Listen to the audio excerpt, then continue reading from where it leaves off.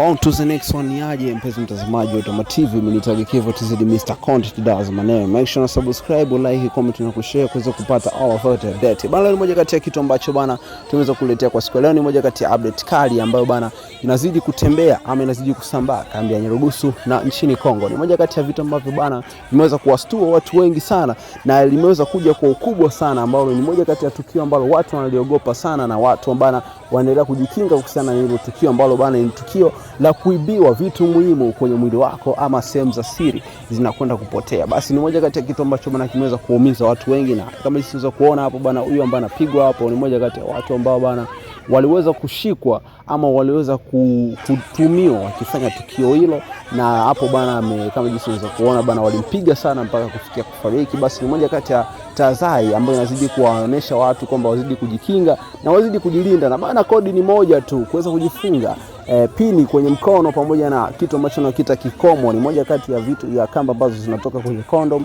Basi unaweza kujifunga ama kuvaa na ukaweza kufunga pia na pin ili isiweze kusumbua. Ni moja kati ya kitu ambacho bana watu wengi kwanza Kongo pamoja na wakongomani walioko kambini ya Nyarugusu, ni moja kati ya kitu ambacho wanajivunia ama wanajitegemea kwamba kusema kwamba inaweza ikawalinda ama inaweza ikawapunguzia zaidi sana idadi ya kuondokewa na sehemu zao za siri. Kama jinsi unaweza kuona hapo bana, ni moja kati ya tukio ambalo limeweza kutokea zone ya 8, na hapo kaji unaweza kuona wamemshutumu moja kati ya wazee ama moja kati ya watu ambao walikuwa wakionekana maeneo ama eneo la tukio, na kuweza kusema kwamba waliweza kushuhudia tukio hilo, huyo mzee hapo akiweza kuiba hizo sehemu za siri. Basi ni moja kati ya kitu ambacho ni tahadhari kwenu, jikingeni jamani. Hii hapa Utama TV na mimi Tagi Kevo TZ.